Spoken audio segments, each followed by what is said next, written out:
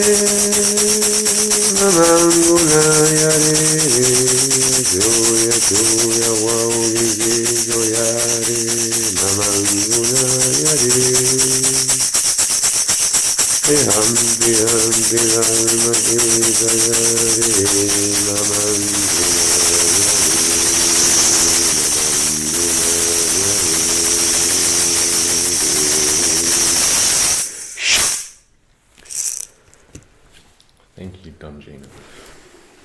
My pleasure. So, we're here in Codogna, Italy, and we've just finished a 3-day ayahuasca retreat. Now, Don Gino, you grew up in Peru, and you have a lot of knowledge on many of the tribal traditions. I have very limited knowledge, but from what I heard about the Shipibo traditions, it's very difficult to integrate it into modern lifestyles in the West in particular. For example, I heard that the warriors, when they drink ayahuasca, they stand and they hold a spear, and if it gets really, really overwhelmingly powerful, they can only go down to one knee, but nothing more. They can't lay down or sit. So they stand for most of the ceremony. Well, that is a very special ayahuasca vine that really gets you stiff. You cannot even move the muscles. And that is very rare. Most of the tribes, Shipibo, Machienga,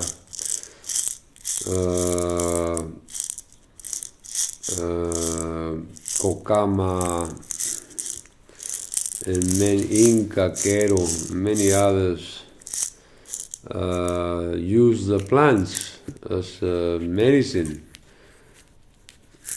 because in the tribes in the older days there were no hospitals, there were no doctors, so they have to use whatever they have at reach.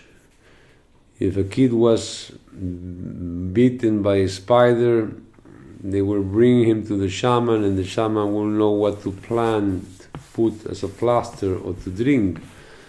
Or if a little kid has parasites, also another plant they will drink. Maybe home,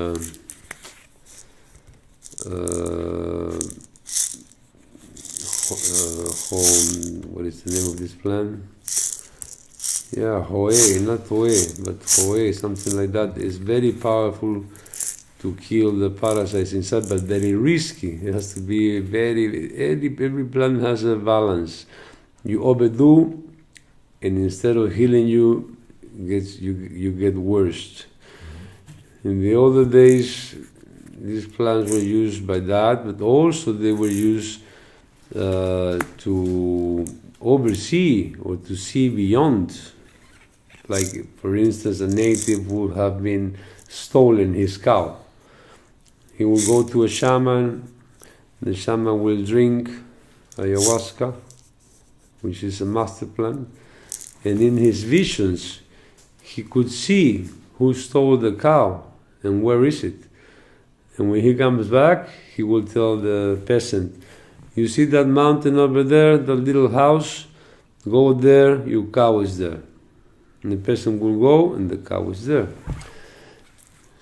So the shaman, which is a word that we don't use in the Amazon, in the Andes, is called Yatiri in the highlands, very strong healer, Quechua. Also the Taita, which is the elder with certain knowledge of how to prepare a despacho or paying back to Pachamama. Next level is the Pampa Misayok, who is even higher than the Taita, has more power, doing the despacho, communicating with nature, with the Apus. The Apus are the mountains. Every mountain has a deity inside. It's called an Apu. Very strong. The mountains and the Apus are the higher expression of the earth going to heaven. And the Alto Misayok, which is the highest, is the one that really is a real strong shaman who can do the same as the others, but also can have power over nature, over the rain, over the clouds, over the wind, over the darkness sides, the Supai chakra is always playing games, the darkness in the mountains. So these people are chosen. Alto Misayok has a very special conditions, because in the Andes, for instance, there is a lot of kids that they go to pasture the cows, and they go barefoot.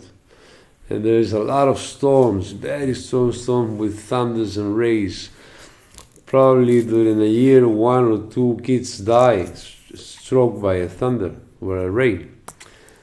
But one also is stricken by a ray, but this one doesn't die.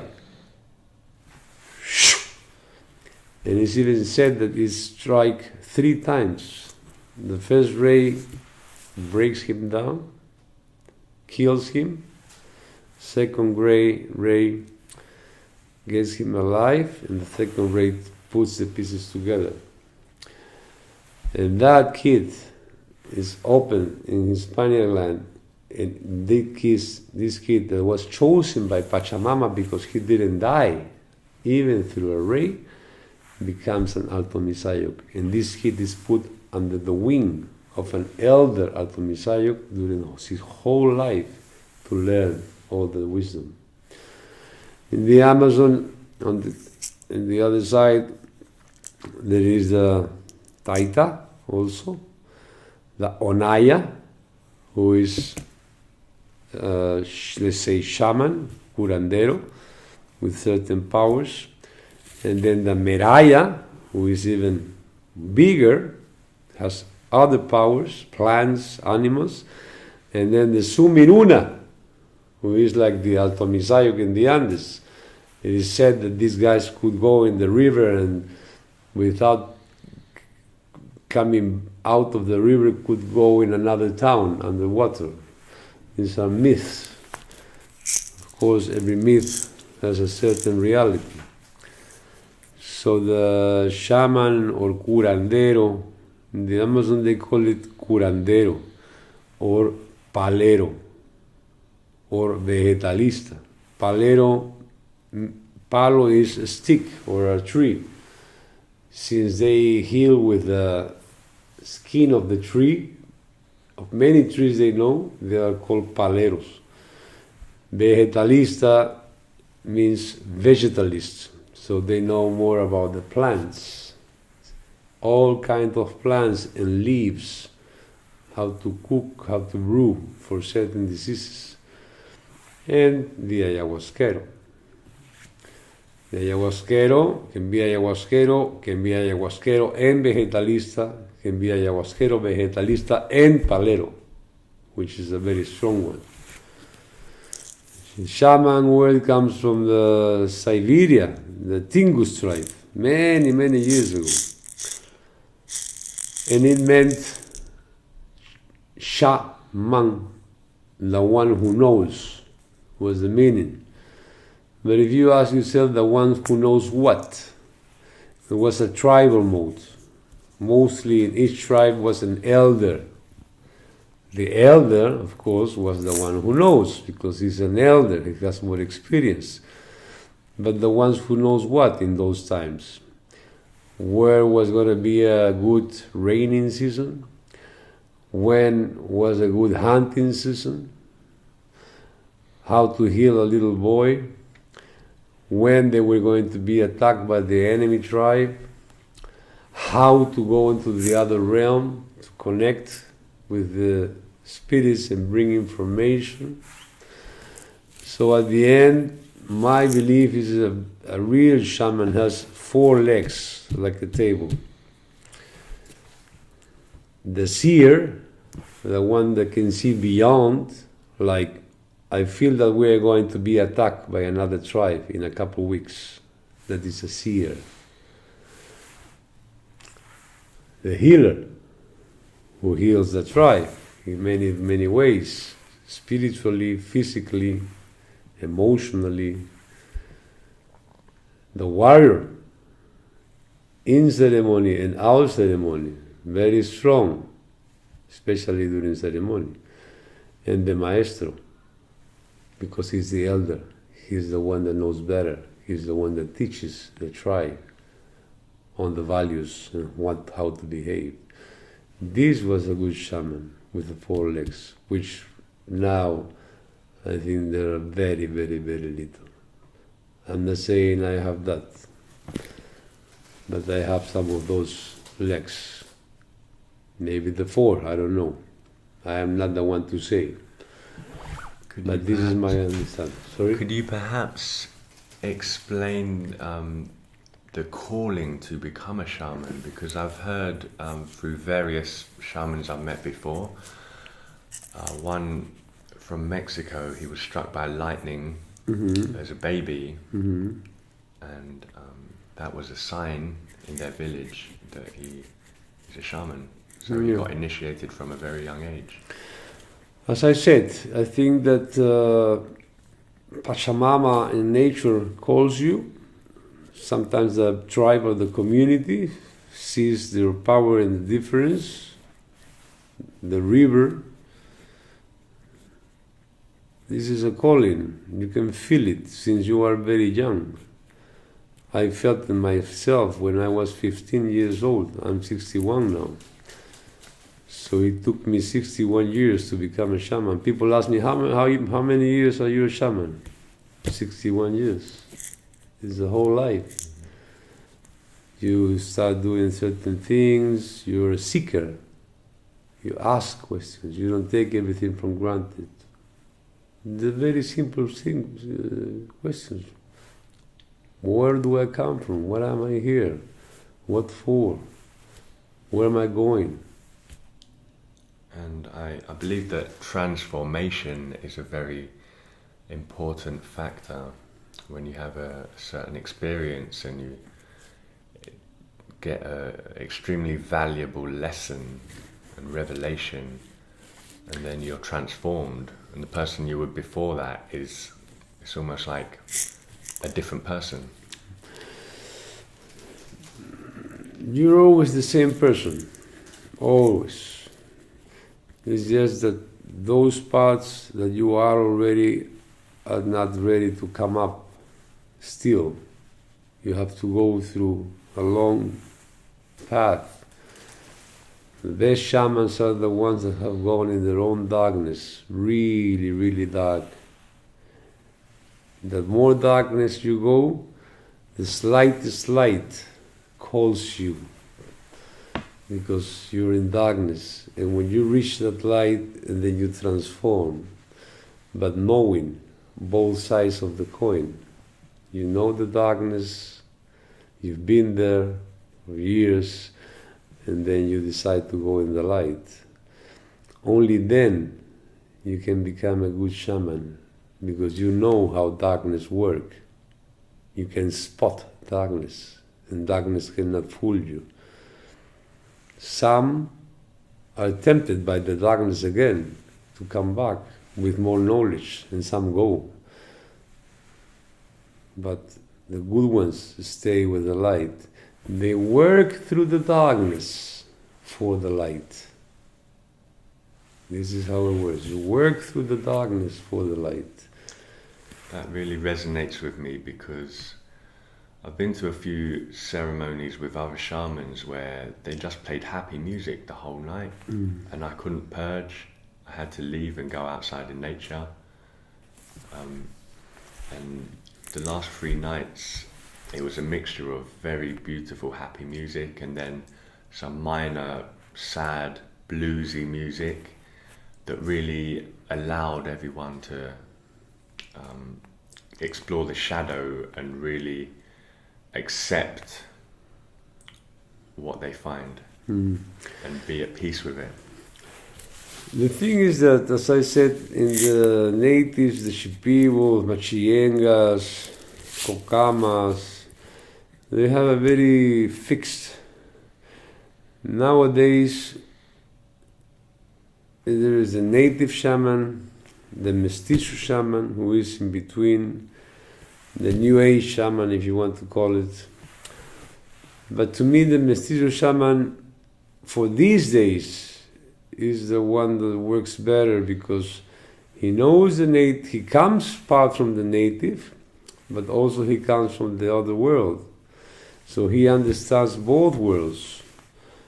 A native can hardly deal with the diseases that are brought from Europe or the developed countries, such as PTSD disorder, bipolarity, psychosis, stress, depression, sexual abuse, physical abuse, bad parenthood, bad childhood. Those things doesn't exist in the tribe. The mestizo probably have been traveling abroad many times, but also stays in the natives, and he can really understand what the developed countries bring, because he has been mingled and blended in those cultures, which is my case. He speaks many languages, people can understand, and today it's very funny and very risky, because even in Peru you can find many shamans, so-called shamans, that are just fake. The fact that you wear a robe or some feathers doesn't make you a shaman. Even people say, my grandfather was a shaman, my father was a shaman, I'm a shaman. It's not like that. You can transfer the knowledge and the tools, but you can never transfer the power. You either have the power or you don't have it. If you don't have the power, you can even go a ceremony, learn some songs, play the shaman, but there's no power. And the people feel it. When the shaman is powerless and is not a rock, anything happens in the ceremony. Drama, shouting, people going crazy because there's no rock. When there is a rock, boom, only the presence. You are the owner of that orchestra and you play with the orchestra, going high, going too high, a little low, high again, to allow people to do the work, low, and then you start bringing them back. If you see being said about Ayahuasca, they drink Jurema and Mimosa, I think, 2 cups, and they say they can stay 6, 8, 10 hours, 12 hours. Of course, everybody goes at their own rhythm. Here you can see that in 4 hours, they take everybody in, take everybody up, down, spread the energy, or again up, again down, and then bring them all back as a unit. This is the ceremony. You are the leader, the guide, the rock, the shaman, the curandero, the warrior. It's very... Now you go to Europe or anywhere in the States, Canada, I don't know, you pick up a stone and there is a shaman on the stone. Everywhere. And this is a risk. Going in a shaman is like picking a doctor for a big surgery. When you look for a doctor, you want really a doctor that knows what are the references. Did he make surgery through you? How was it? Yes. So you have to do your work, your homework. Otherwise, you put in your life, your spiritual energy, your heart, your mind in a person that maybe you should not. So before watching at the robe, at the feathers, or the native looks, try to see who is inside that person. And if you cannot, ask references. Did you go there? How was it for you? Some people go in shamans and they come back more sick and with some darkness inside that they can feel. I have heard that many, many times. And then because you went to somebody that was not prepared. That's why I always say, there are a lot of shamans in the New Age, the shamans from abroad, they can be good shamans. I'm not saying that it's not possible. But you have to learn. And even if you learn and you don't have the power, it's risky. Some, of course, can have the power. This is a gift. But they go to the Amazon, they do a dieta, 10 days, and they feel the call. Oh, I'm the shaman now. Oh my God. And then they go back home and they start doing their own ceremonies with 10 days experience. People can die. Yeah. I have seen many things, people throwing against the wall, people choking because there's no shaman, there's no rock. When the shaman comes in a room, you can feel the presence and the energy. Without being big show, humble. But you can feel the presence, very strong. You feel safe, you feel secure, you trust. Then you go. And there's 2 persons in the corners watching, they call them guides. They guide you what? They guide you to the toilet. That's all they can do. Because they're just watching you. Nobody creates the vibrations. Nobody taking initiative and really... Not even the initiative. All this work is about vibration, about controlling the energies that are happening. People now say, I'm going to hold space. What is hold space? You're going to hold the space?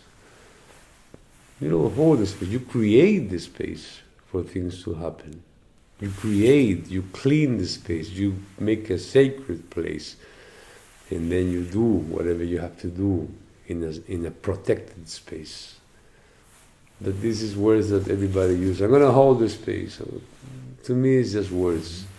Create the space for this to happen. It has to be sacred, respect, reverence, really, really humbleness, honesty, crystal clear, with working with your heart, with your best vibration.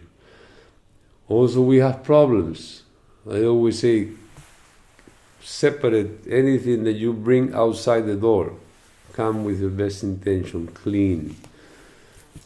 Before anybody can do the work, any shamans also get dirty.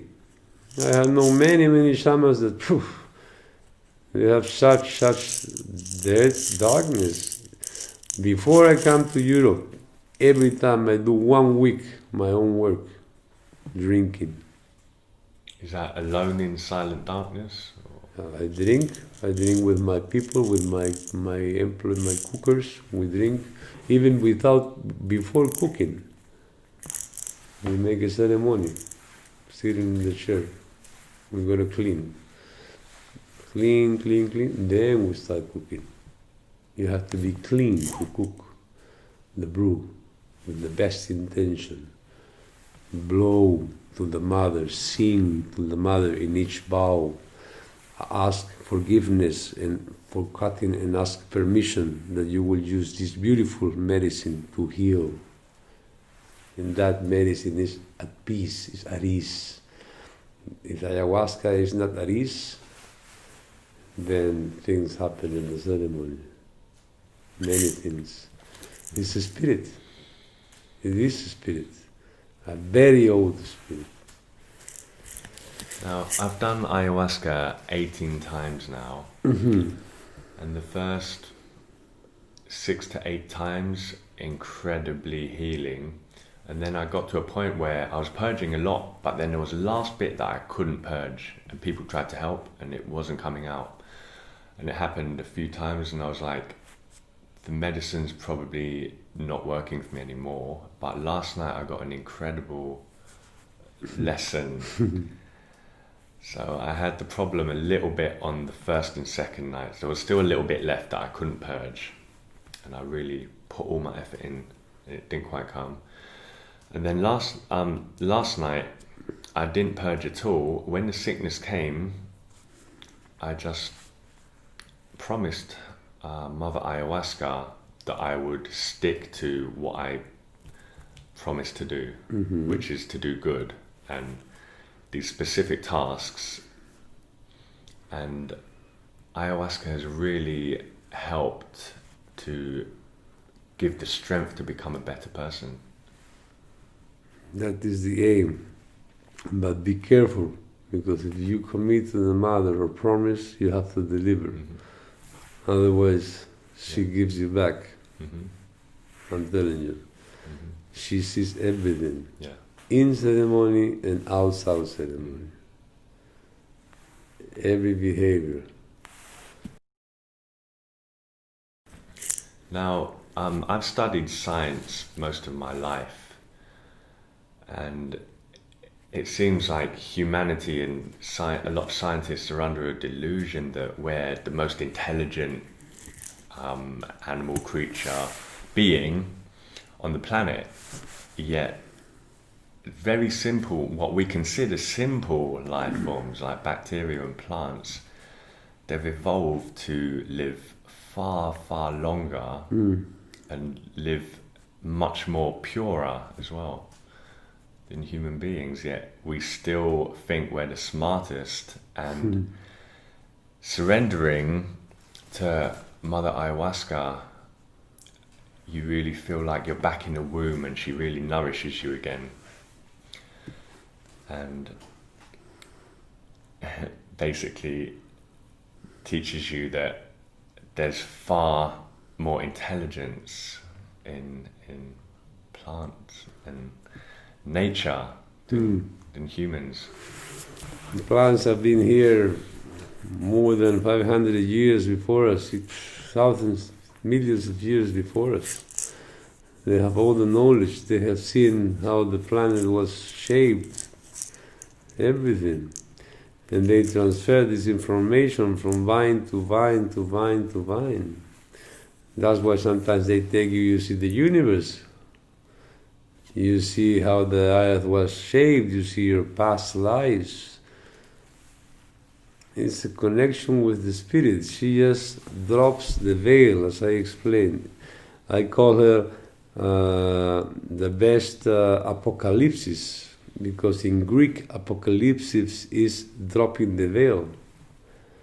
So she just drops the veil so you can see inside. Everything is already there, but you're blind.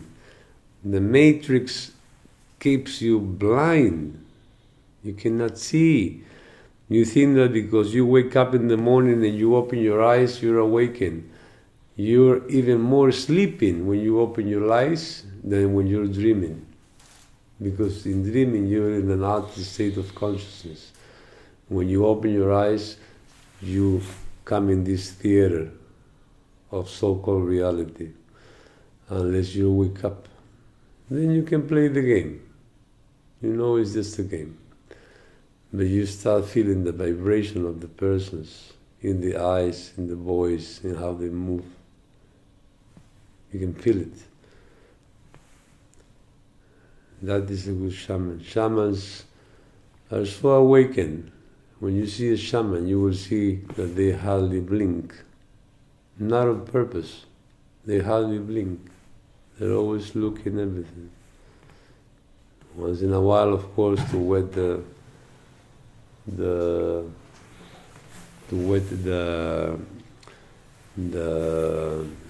ice, of course, but then they're always aware, always alert, without being.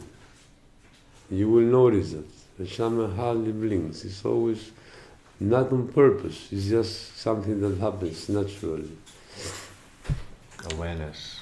Awareness. Awareness of the present. The present. The shaman is always present. And really a shaman, I think, it can be a good shaman in ceremony.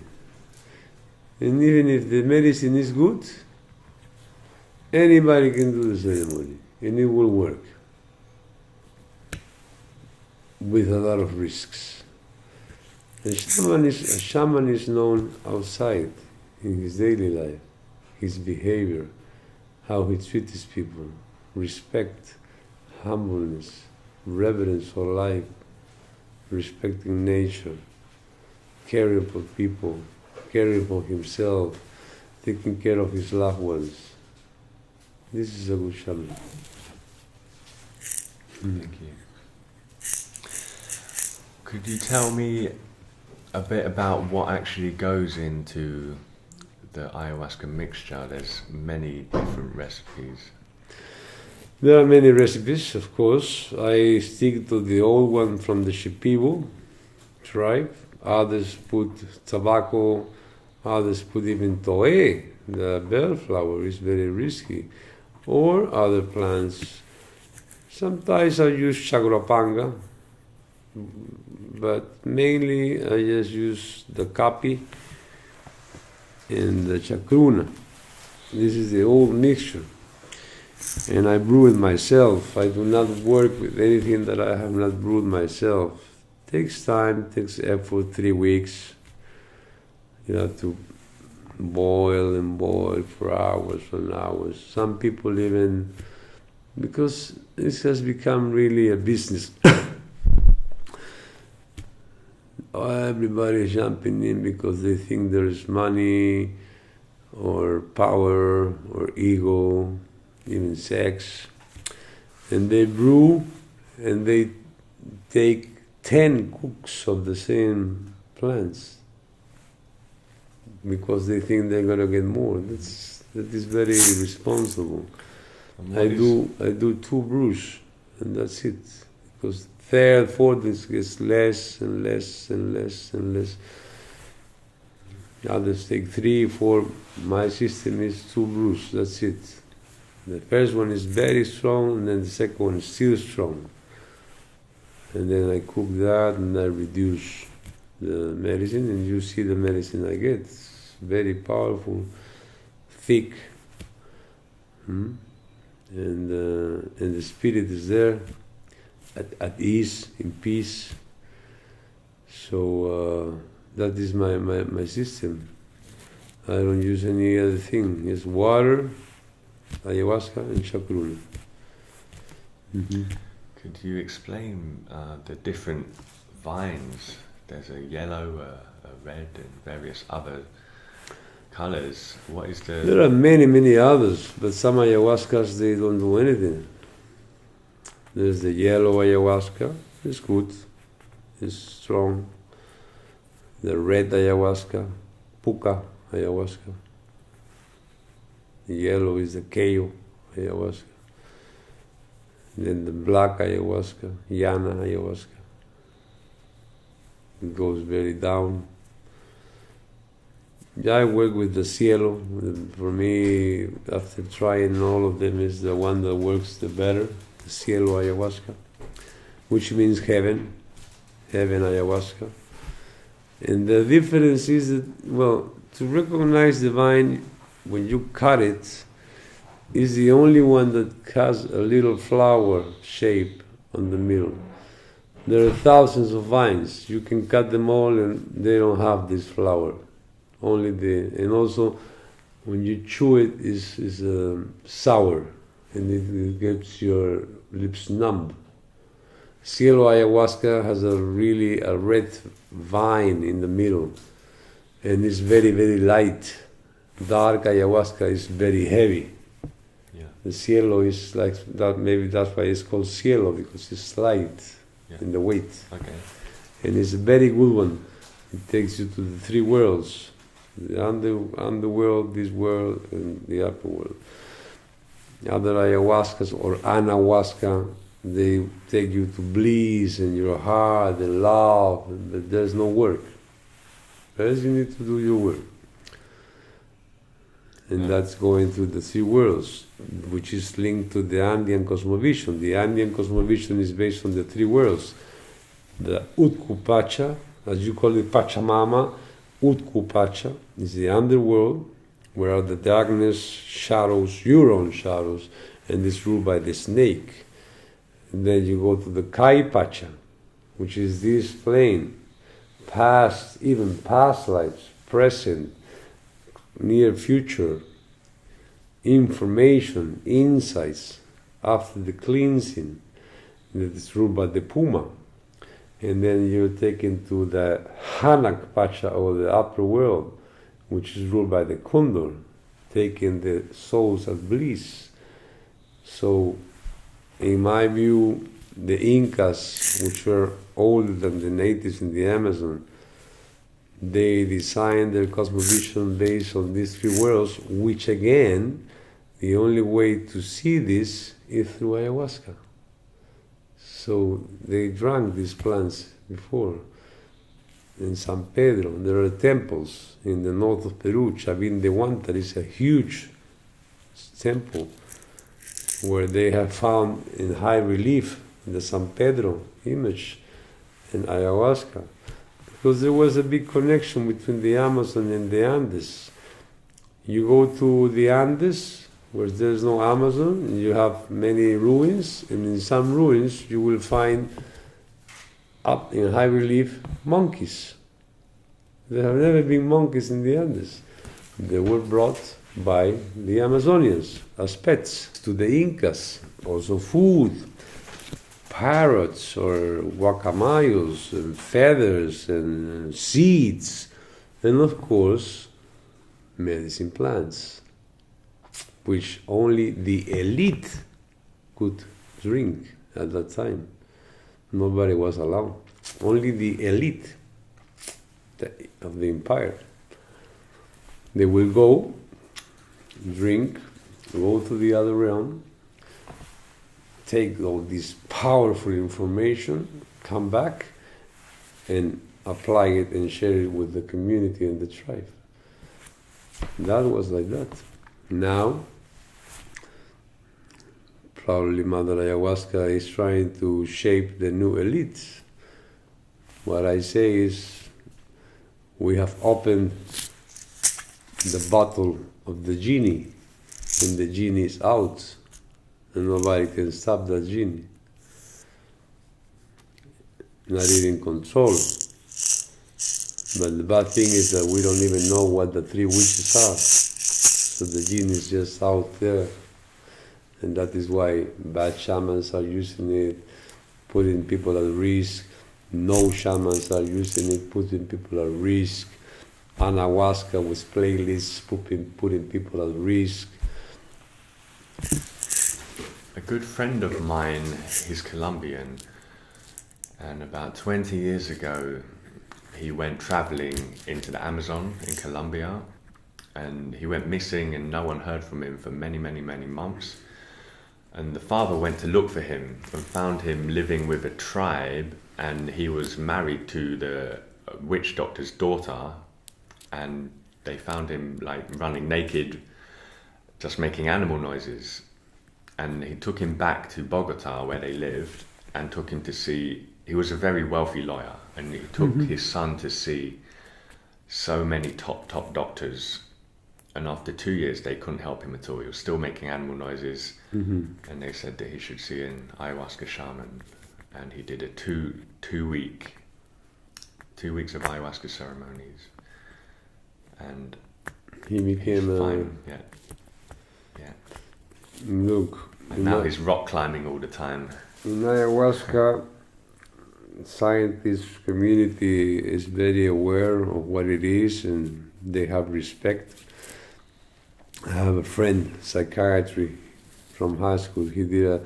I'm really a very particular shaman because I grew in the Andes, but also in the city. Maybe an urban shaman, I don't know. This is not what I live off. This is not my source of income. I studied. I do architecture and other things. I do this from the heart, really. I'm 61 already, getting a little tired. My body is starting to break down. Probably I will do 1 more year, maybe. But going to your question, this friend of mine who did ayahuasca since university to study from the scientific point of view, he was asked, so do you believe that anybody can take ayahuasca? And he said, no. Heart disease is a risk. Asthma, also you can get choke. Diabetes. But from the mind point of view, bipolars, psychotics, schizophrenics, they cannot take ayahuasca. At least as it is known now. Now, maybe the future will be microdoses. I think they're working on that. But for now, they cannot take because all these diseases, they put the person is only his ego. It's like a house of cards. And whatever the ayahuasca does first is cut your ego. And then the house of cards crumbles. And that person cannot find himself again. It's lost. So maybe this is what happened to this kid. Mm-hmm. Now, they call it the teacher plant. Yeah. There's various other medicinal plants that are used, such as tobacco, which is a different form of tobacco that is sold as regular cigarettes.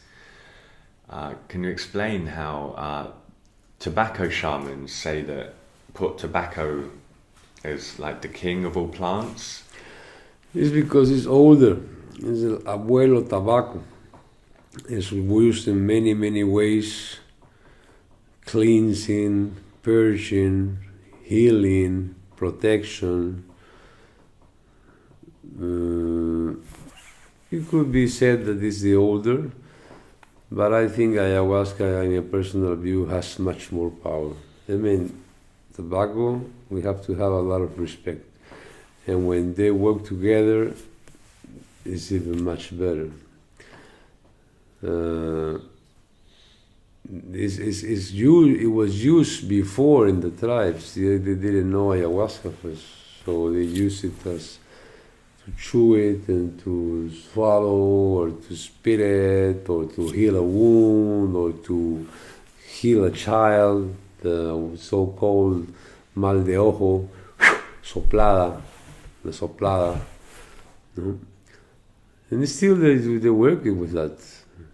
But not my expertise. Not my expertise. I know a little bit, so I don't know what I don't know. But ayahuasca, well, is what I do. And beyond that, I don't speak many more about ayahuasca. My expertise is consciousness. This is what I know and what I talk about, which ayahuasca brings to you. Ayahuasca, there's a lot of books, YouTube, you can read, which, by the way, there is a lot of nonsense said in those, but some is true. Nobody can tell you what an ayahuasca experience is, not even you have done in words. Nobody will understand. You have to go through yourself. Yeah. And the people that you learnt the tradition from, do they use mushrooms at all? Very little in the Amazon. It's more from the Occidental part. Now they're bringing, that's because it's fashion, in Cusco, in the Andes, the foreigners, not many in the Amazon, no. And what might mushrooms, what kind of knowledge? How does the knowledge differ? Every plant has a different knowledge, a different spirit. The ayahuasca has this beautiful, divine, feminine spirit. San Pedro has a male spirit, very strong to connect with Pachamama. There is a little infant spirit in the mushrooms, playful, but also, every plant has its risk. Also, you can go to darkness here. You can go to darkness in San Pedro. Depends on who is guiding you. That is why I always say, when people ask me, can I drink ayahuasca by myself? I say, it's a free world, but my answer is no. Because you can have 100 beautiful ceremonies, but the 101, you will go indoors that you don't want to open by yourself. And then there will be nobody to bring you back. And you will be in trouble. Yeah. Valuable lesson. A valuable lesson. Valuable lesson, yes. I really felt like in the ceremonies with you brought, it was a very strong feminine presence with Mother Ayahuasca, and there were a lot of women, I think more women than men in the group. And then your masculinity really brought balance.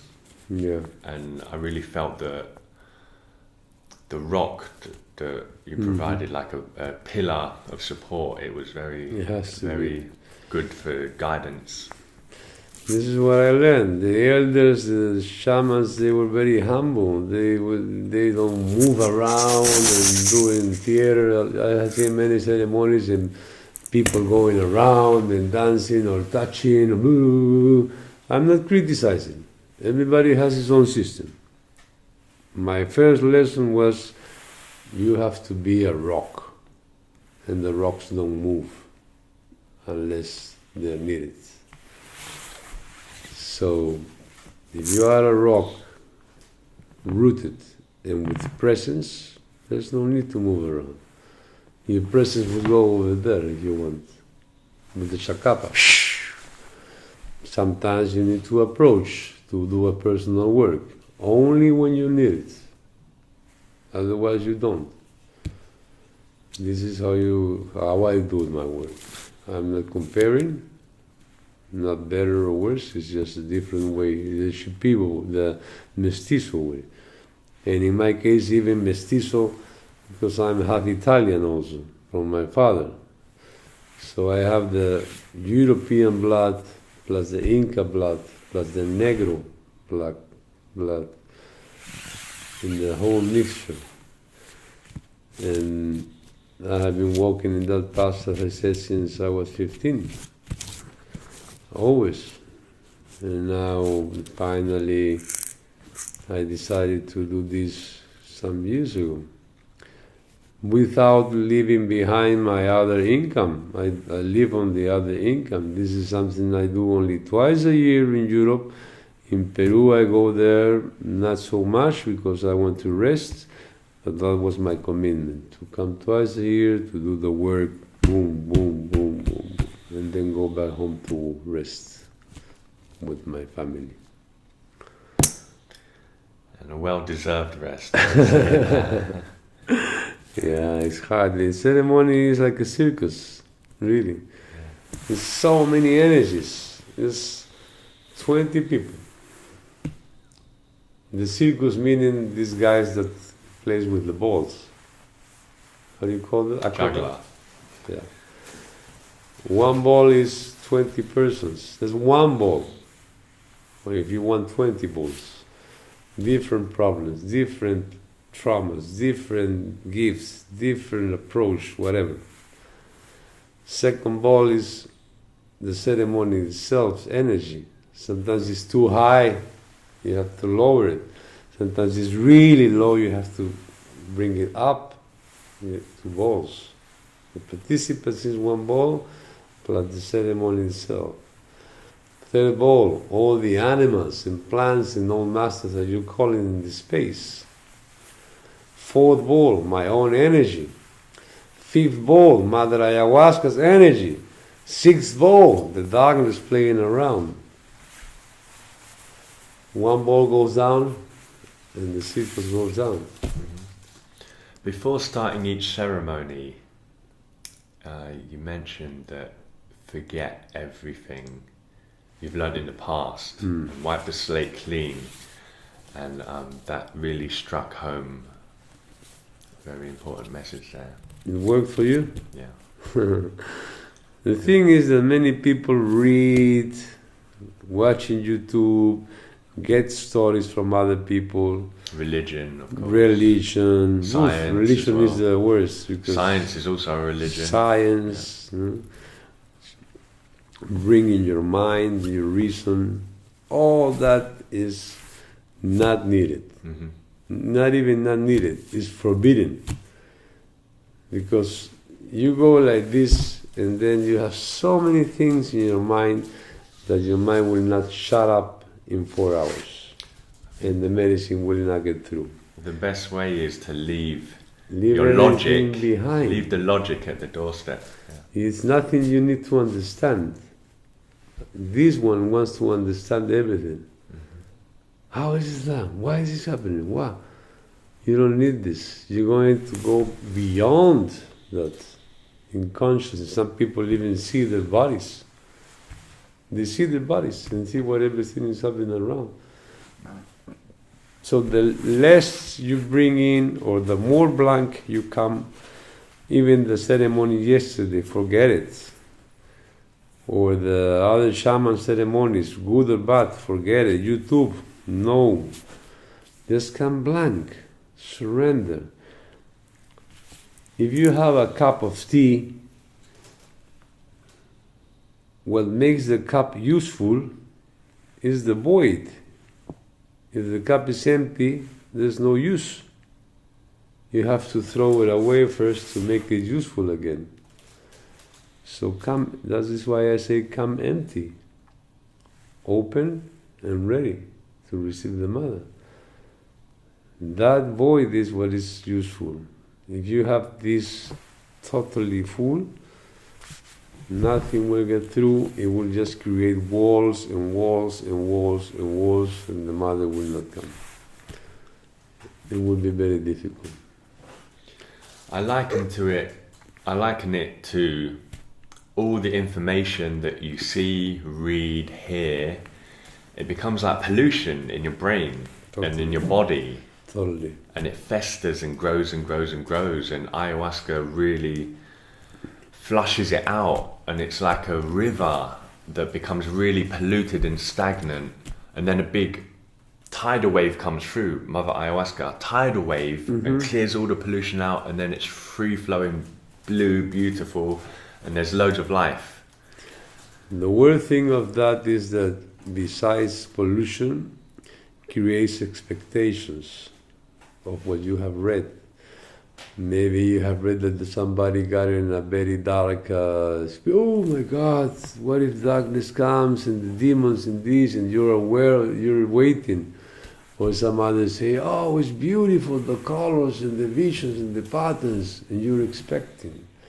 Sometimes there's no patterns and no colors, but you have beautiful insights. Sometimes there's not even insights, but you go to the toilet 5 times and you perish. Beautiful cleansing. So the way to come is just to surrender with trust, no mind, no control, no expectations. This is how you should go. I know it sounds easy, it is easy. I always put the example. If your mother comes to you when you were 5 and grabs your hand and says, come Josh, come with me. You don't even know where she's taking you, but she's your mother and you trust and you go with her. Blindly. Same is here. The Mother Ayahuasca is a representation of motherhood. All the mothers in one. Many people have got in closure with bad moments of their mothers, which they couldn't before they passed, and they have in closure with the Mother Ayahuasca. It's the motherhood itself. Others embrace the mother, their mothers have passed, and they embrace the mother of their mother. They can speak with their mothers. One of the best ways to connect with your loved ones that have already passed is this door. It's a big door. They usually come and talk to you. Yeah. Now,